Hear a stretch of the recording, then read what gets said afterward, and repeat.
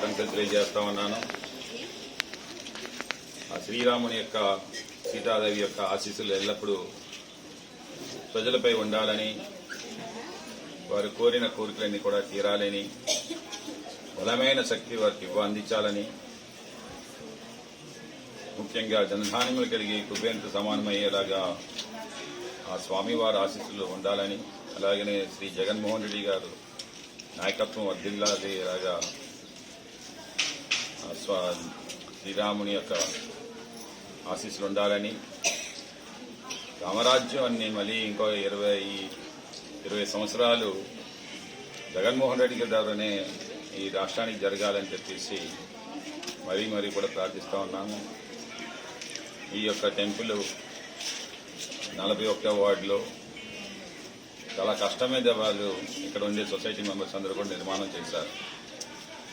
ఆర్థికంగా ఇబ్బందులు కలుగుతా ఉంటే 1,60,000 రూపాయలు మా కోడిగుడ్ల శ్రీధర్ గారు, పూర్ణిమాదేవి గారు, కార్పొరేటర్ గారు వారికి ఇచ్చి టైల్స్ అన్ని కూడా చేయించి ఎంతో ఘనంగా, అంటే నేనంటూ ఉన్నాను సర్వమత సమ్మేళనం అంటారు, అంటే ఏ మతమైనా సరే నాకు సమానమే. కార్పొరేటర్గా క్రిస్టియన్ అయి ఉండొచ్చు.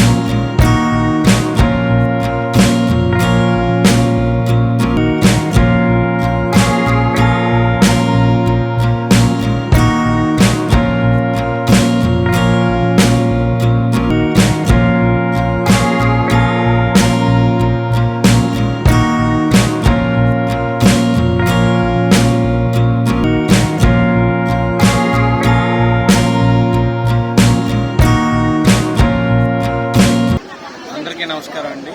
ఈరోజు ఎంఎస్ఎం కాలనీలో శ్రీరామనవమి వేడుకలు అంగరంగ వైభవంగా జరిగాయి. దీనికి మన ఇక్కడ కమిటీ వారు అందరూ కూడా మమ్మల్ని ఆహ్వానించారు. చిన్ని గారు, ఇతర పెద్దలందరూ ఆహ్వానించారు. వీళ్ళందరికీ ప్రత్యేకమైన వందనాలు తెలియజేసుకుంటున్నాను. అదే కాకుండా ఈరోజు ఇక్కడ స్వామివారు పండగ సందర్భంగా ఇక్కడ అందరికీ కూడా అన్నసందర్భం జరిగింది. దానికి కావలసిన ఏర్పాట్లన్నీ నేను చూడడం జరిగింది. ప్రతి ఏటా కూడా లాస్ట్ ఇయర్ ఒకసారి ఇక్కడ మిస్ అయింది, అంతకుముందు కూడా ఇవ్వడం జరిగింది. ఇంకా ఇటువైపు కూడా ఇక్కడ ఏం జరిగినా ఇక ఈ గుడి అంటే శ్రీరాముల వారిని బాగా ఇక్కడ గుడి కట్టి బాగా డెవలప్మెంట్ చేయడానికి నా వంతు సహకారం అందిస్తానని తెలియజేస్తూ సెలవు చేస్తున్నాను. ఎంఎస్ఎం కాలనీ ప్రజలందరికీ కూడా నమస్కారం. అలాగే శ్రీరామనవమి శుభాకాంక్షలు తెలియజేసుకుంటున్నాను.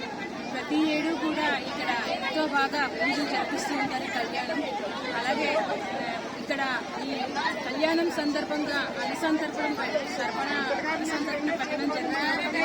మరి దానికి సొంత నిధులతో ఎప్పుడు పెట్టించడం జరుగుతూ ఉంది. ప్రతి ఇయర్ కూడా, ఇయరే కాదు ప్రతి ఇయర్ కూడా ఇంకా రాబోయే సంవత్సరం కూడా అలాగా మేమే పెడదామని మాట ఇస్తున్నాను. అలాగే ఈ గుడికి కావాల్సిన ఇంకా ముందుగా డెవలప్మెంట్ చేయాల్సినవి ఏవైనా ఉన్నట్లయితే మాకు మీరందరూ తెలియజేసినట్లయితే మా సహకారం అనేది